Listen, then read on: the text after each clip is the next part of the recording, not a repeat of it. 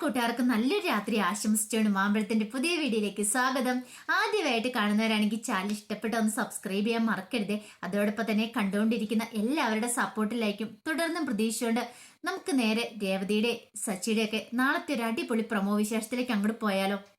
നാളത്തെ പ്രമോ വിശേഷത്തിൽ കാണിച്ചിരിക്കുന്ന അങ്ങനെ ഒരു നീണ്ട യാത്രയ്ക്ക് ശേഷം രേവതി സച്ചിയും അച്ഛമ്മയുടെ അരിയിലേക്ക് എത്തുകയാണ്. പിന്നീട് അച്ഛമ്മ അവരെ സ്വീകരിക്കുന്നു. അതിന്റെ വിശേഷങ്ങളും പിന്നീട് ചന്ദ്രമതി എന്ത് ചെയ്യുവാണ്, സുധിയുടെ കല്യാണം മെയ് മാസം തീരുമാനിച്ചു. അപ്പൊ വലിയ വിപുലമായ രീതിയിലൊക്കെ നടത്തണം എന്നൊക്കെ രവീന്ദ്രനോട് പറയുന്നുണ്ട്. പക്ഷെ രവീന്ദ്രന് അതിനൊരു താല്പര്യമൊക്കെ ഇല്ലായിരുന്നു, ഒരു താല്പര്യം ഇല്ലായിരുന്നു.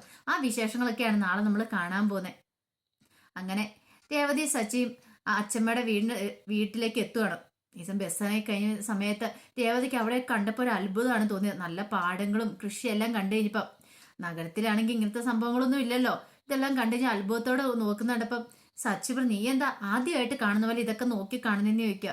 ഞാൻ ഇതുപോലെ ഇതൊന്നും കണ്ടിട്ടില്ല, ആദ്യമായിട്ടാ ഇങ്ങോട്ടൊക്കെ വരുന്നതെന്ന് പറയാം.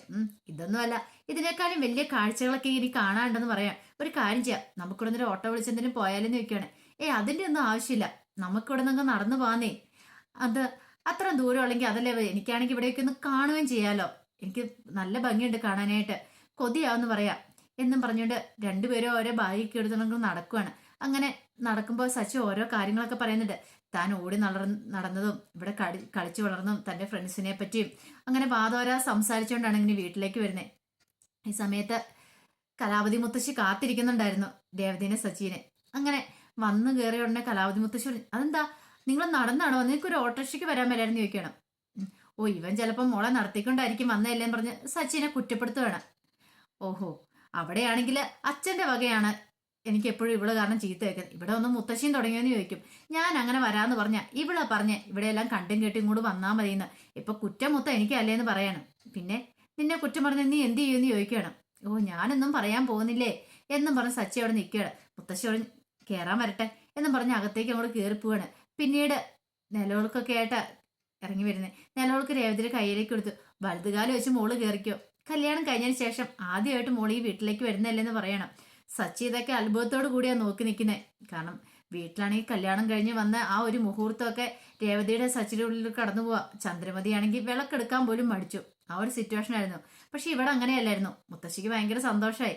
അങ്ങനെ മുത്തശ്ശി രേവതിയുടെയും കൈ പിടിച്ച് അകത്തേക്ക് കൊണ്ടുപോയി. രേവതി പിന്നെ അവിടെ എല്ലാം നടന്ന് കാണുന്നൊക്കെ ഉണ്ട്. രേവതിക്ക് ഭയങ്കര ഇഷ്ടപ്പെട്ടു. കാരണം അവിടെ വീട്ടിലെ ഒരു അവസ്ഥ അവിടുത്തെ ഒരു രംഗവേ അല്ലായിരുന്നു. ഇവിടെ ഒത്തിരി വ്യത്യാസമുണ്ട്. വീടാണെങ്കിലും തൊടിയാണെങ്കിലും എല്ലാം കൊണ്ടും. അവിടെ കുറച്ച് അടച്ചിട്ട് മുറിക്കാത്തിരിക്കുന്ന പോലെയല്ല. പക്ഷെ ഇവിടെ നിന്ന് പുറത്തേക്ക് എവിടെ നോക്കിയാലും കാഴ്ചകള്, നല്ല ഭംഗിയുള്ള സ്ഥലം. രേവതിക്ക് ഇഷ്ടപ്പെട്ടു. പിന്നീട് മുത്തശ്ശി പറയുന്നുണ്ട്, മോൾക്ക് ഇഷ്ടപ്പെട്ടോ, കുറച്ചു ദിവസം ഇവിടെ നിന്നിട്ട് പോയാൽ മതി എന്നൊക്കെ പറയാം.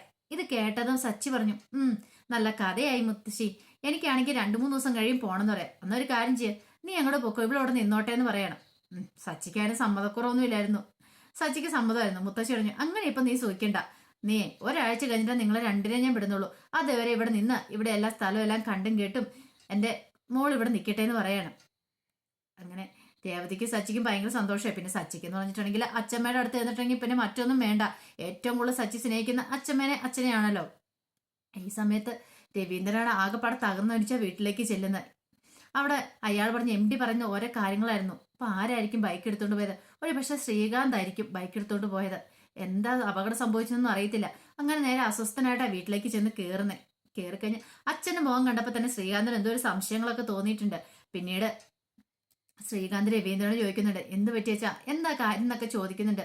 അവസാനം ശ്രീകാന്തിനോട് ആ കാര്യങ്ങളൊക്കെ ചോദിക്കുന്നുണ്ട്. ബൈക്ക് എടുത്തോണ്ട് പോയി കാര്യങ്ങളൊക്കെ എല്ലാം കേട്ട് കഴിഞ്ഞപ്പോ ഉള്ള സത്യം ശ്രീകാന്ത് പറഞ്ഞു. വഴിക്ക് വെച്ച് ഒരു പെണ്ണാണ് അമ്മേനെ ഇടിച്ചിട്ടിട്ട് പോയി, നിർത്താതെ പോയി. ഞാനാ പുറകെ പോയി പൈസ മേടിച്ച അമ്മയ്ക്ക് കൊണ്ടേ കൊടുത്തു. ഈ കാര്യങ്ങളൊക്കെ പറയണം. അപ്പോഴാണ് രവീന്ദ്രൻ യഥാർത്ഥമുള്ള കാര്യം എന്താന്നൊക്കെ അറിയുന്നത്. ഇത് കേട്ട് കഴിഞ്ഞപ്പോ രവീന്ദ്രൻ പറഞ്ഞു, അതൊന്നും കുഴപ്പമില്ല മോനെ എന്ന് പറയുന്നുണ്ട്. പിന്നീട് ചന്ദ്രമതി അങ്ങോട്ട് വരുവാണ്. ചന്ദ്രമതിക്കാണ് കല്യാണം നല്ല രീതിയിൽ നടത്തണമെന്ന് ആഗ്രഹം, ശ്രുതിയുടെയും കൂടെ. അപ്പൊ ഇതിനു മുമ്പ് ശ്രുതിയുടെയും കല്യാണം വലിയ ഗംഭീര രീതിയിൽ നടത്തുമായിരുന്നല്ലോ ചെയ്ത. നടത്തുമെന്ന് പറഞ്ഞിട്ടുണ്ടെങ്കിൽ ശ്രുതി കല്യാണം കഴിച്ചില്ല, ഓടിപ്പോയി. പക്ഷെ ആ ഒരു മണ്ഡപം എന്നൊക്കെ പറഞ്ഞാൽ വലിയ രീതിയിൽ ആഘോഷമായിട്ടൊക്കെ ആയിരുന്നു അവര് തീരുമാനിച്ചതും. അങ്ങനെ വലിയ ഓഡിറ്റോറിയം ഒക്കെ ബുക്ക് ചെയ്യും എല്ലാം ചെയ്തേ. പക്ഷെ ഈ തവണ രവീന്ദ്രൻ ഒരു കാര്യം തീരുമാനിച്ചു. ശ്രുതിയുടെയും വിവാഹം ഏതൊരു ക്ഷേത്രത്തിൽ വെച്ച് നടത്തിയാൽ മതി, നടത്തിയിട്ട് വിവാഹം രജിസ്റ്റർ ചെയ്തോട്ടെ, കുഴപ്പമില്ലാന്ന്. പക്ഷെ ചന്ദ്രമതി പറഞ്ഞു അതൊന്നും പറ്റില്ല എന്ന് പറഞ്ഞു. നല്ല രീതിയിൽ നടത്തണം. അവസാനം രവീന്ദ്രൻ പറഞ്ഞു എന്തിനാ അങ്ങനെ നടത്തുന്നേ, ഒരു ചെറിയ രീതിയിൽ തന്നെ മതി. ഇനിയിപ്പോ ഈ കല്യാണത്തിന് ഇവന് ഓടിപ്പോന്ന് പറയാൻ പറ്റില്ല. അതാകുമ്പന്നെ അധികം ആൾക്കാരുടെ മുന്നിൽ നാണം കണ്ട വരില്ല. കുറച്ച് ആൾക്കാരെ വിളിച്ചാൽ മതിയല്ലോ, അവരുടെ മുന്നിൽ മാത്രം നാണം കിട്ടാൻ മതിയല്ലോ എന്ന് പറയാണ്. ചന്ദ്രമതിക്ക് ശ്രുതിക്കും മൊത്തടിയേറ്റ വരെയായി. പിന്നീട് ശ്രീകാന്ത് പറഞ്ഞു ഒരു കാര്യം ചെയ്യാം, ചെറിയ രീതിയിൽ കല്യാണം നടത്തിയിട്ട് വീട്ടിൽ ഫുഡ് അറേഞ്ച് ചെയ്യാം. വീട്ടിൽ ഫുഡ് എല്ലാവർക്കും ഞാൻ ഉണ്ടാക്കാന്ന് പറയണം. ശ്രുതിക്ക് അത് ഇഷ്ടപ്പെട്ടില്ല. പിന്നെ നിന്റെ പരീക്ഷണം നടത്താനാണോ ഞങ്ങളെ തീരുമാനിച്ചിരിക്കുന്നത്, അതിന്റെ ഒന്നും ആവശ്യമില്ല. എവിടെയെങ്കിലും ഹോട്ടലിൽ കൊടുത്തിട്ട് നല്ല സദ്യയൊക്കെ വരുത്തിയാൽ മതി എന്ന് പറയാണ്. ശ്രുതിക്കാണ് ആർഭാടമായിട്ട് കല്യാണം നടത്തുന്ന ശ്രുതിക്കും ചന്ദ്രമതിയിലുള്ള ആഗ്രഹം. പക്ഷെ രവീന്ദ്രനോ ശ്രീകാന്തിനോ അതിനൊട്ടും താല്പര്യമില്ലായിരുന്നു. രവീന്ദ്രൻ പറയുന്ന കാരണം മറ്റൊന്നുമല്ല, ശ്രുതിയുടെ വീട്ടിൽ നിന്നാണ് ആരും വരാനില്ല. അച്ഛൻ വരത്തില്ല എന്നൊരു അമ്മ വരത്തില്ല, ഒരു ബന്ധുക്കൾ എന്ന് പറഞ്ഞാൽ ആരുമില്ല. അവള് തന്നെയാണ് കല്യാണമായിട്ട് മുന്നോട്ട് വന്നേക്കുന്നത്. അപ്പൊ അവളുടെ വീട്ടിൽ നിന്ന് അധികം ആരും വരാനൊന്നുമില്ല. പിന്നെ ആരോടും അധികം ചോദിക്കാനും പറയാനൊന്നുമില്ല. പിന്നെ വീട്ടുകാർ മാത്രമേ ഉള്ളൂ. അതുകൊണ്ടാണ് പറഞ്ഞ് വലിയ ആർഭാടമായിട്ട് രീതിയിലൊന്നും കല്യാണം വേണ്ട, ചെറിയ രീതിയിൽ കല്യാണം മതി. ഈ സമയത്തൊക്കെ രവീന്ദ്രൻ ചോദിക്കുന്നുണ്ട്, അവളുടെ വീട്ടിൽ നിന്ന് എതിരായിട്ട് അച്ഛൻ പോലും ഒന്നും വിളിച്ചില്ലല്ലോ, ഇതിനകത്ത് എന്തേലും ഒരു തരികിടുണ്ടോ, അവള് ശരിക്കും നല്ല വീട്ടിലെ പെൺകുട്ടിയാണോ, അത് അവൾക്ക് ചോദിക്കാനും പറയാൻ ആരും ഇല്ലാത്തതാണോ, അവളുടെ ഡീറ്റെയിൽസ് ഒക്കെ ഫുൾ കളക്ട് ചെയ്തിട്ടാണോ ചന്ദ്രമതി ഇനി ഇറങ്ങി തിരിച്ചെന്നൊക്കെ. പക്ഷെ ഇതിനൊക്കെ മറുപടിയായിട്ട് ചന്ദ്രമതി പറയണേ, അതെ അവളുടെ അച്ഛൻ മലേഷ്യയിലാണ്, ഒരു കുഴപ്പമില്ല, കോടീശ്വരന്റെ പുത്രി അവൾക്ക് അവളുടെ അച്ഛനോട് താല്പര്യം ഇല്ലാത്തതുകൊണ്ടാണ് മാറി നിൽക്കുന്നത്. അതൊക്കെ കല്യാണം കഴിയുമ്പോൾ നിനക്ക് മനസ്സിലാവും. ഇനിയിപ്പൊ ആരൊക്കെ എന്തൊക്കെ പറഞ്ഞാലും ഞാൻ ഈ വിവാഹം അങ്ങ് തീരുമാനിച്ചു. ഇനിയിപ്പൊ ശ്രുതി ഇതിനകത്തൊന്നും മാറാൻ പോകുന്നില്ല, ഞാനും മാറാൻ പോകുന്നില്ല. ഇനി വേണ്ടവരൊക്കെ സഹായിച്ചാൽ മതി എന്ന് പറയാണ്. പക്ഷെ രവീന്ദ്രന്റെ ഉള്ളിൽ ശ്രീകാന്തിന്റെ ഉള്ളിൽ ചെറിയ സംശയങ്ങളൊക്കെ ഉണ്ടാകുന്നുണ്ട്, ഈ പറഞ്ഞ കാര്യങ്ങൾ ശരിയാണെന്നൊക്കെ. പിന്നീട് സച്ചി വീട്ടിലേക്ക് എത്തിക്കഴിയുമ്പോഴത്തേനും സച്ചിനെ കാണാനായിട്ട് സച്ചിയുടെ ഫ്രണ്ട്സൊക്കെ വരുന്നുണ്ട്. അപ്പൊ കുറച്ച് ദിവസം കൂടി സച്ചി എപ്പോൾ വന്നാലും സച്ചിനെ കാണാനായിട്ട് ഫ്രണ്ട്സ് വരും. സച്ചി അവിടെയാണല്ലോ വളർന്നതും പഠിക്കുകയൊക്കെ ചെയ്ത്. അപ്പൊ കുറെ കൂട്ടുകാരൊക്കെ ഉണ്ട്. അങ്ങനെ വന്നു കഴിഞ്ഞപ്പോഴത്തേനും അവന്മാർ രേവതിനെ കാണുന്നുണ്ട്. രേവതിനെ കണ്ടേ സച്ചിയോട് അതെ നിനക്ക് രണ്ടുപേർക്ക് ട്രീറ്റ് തരണം, കല്യാണം കഴിഞ്ഞ് ആദ്യമായിട്ട് വരുന്നല്ലെന്ന്. പക്ഷെ രേവതി സമ്മതിച്ചില്ല. ഒരു ട്രീറ്റിന് പോയതിന്റെ കേട് ഇതിനായിട്ടും തീർന്നിട്ടില്ല. അന്ന് കുടിച്ച് ഫിറ്റായി ആകെപ്പാടെ തലയും കുത്തി മറിഞ്ഞ സച്ചി വന്നത്. അപ്പൊ രേവതി പറയുന്ന കാരണം, ഒരു ട്രീറ്റിന് പോയി ഞാൻ ആ 4-5 മണിക്കൂർ നടന്ന വീട്ടിലേക്ക് വന്നേ, അതാണ് പരിചയമെങ്കിലും ഉണ്ടായിരുന്നു. പക്ഷെ ഇവിടെ എവിടെയെങ്കിലും ട്രീറ്റിന് പോയിട്ടുണ്ടെങ്കിൽ എനിക്ക് തിരിച്ചു വരാനുള്ള വഴി പോലും അറിയത്തില്ല. അതുകൊണ്ട് ഒരു കാര്യം ചെയ്യാം, നിങ്ങൾ എല്ലാവരും കൂടെ വേണമെങ്കിൽ ഇവിടെ ട്രീറ്റ് വെച്ചോ, നിങ്ങൾക്കുള്ള ഫുഡൊക്കെ ഞാൻ ഉണ്ടാക്കി തന്നോളാം. പക്ഷേങ്കിൽ നിങ്ങൾ വിളിക്കുന്നിടത്തേക്കൊന്നും ഞാൻ വരത്തില്ല എന്ന് പറയണം. ആ സച്ചിയോട് ആ കാര്യം തന്നെ പറഞ്ഞു. സച്ചി ആകപ്പാടെ പെട്ടുപോയി. കൂട്ടുകാരന്മാരുടെ മുന്നിൽ നാണം കിട്ടും. അവസാനം കലാവതി മുത്തശ്ശി വന്നിട്ട് പറഞ്ഞു, എല്ലാവരും പൊക്കണം, ഒരു ട്രീറ്റും ഇല്ല, ഒന്നുമില്ല.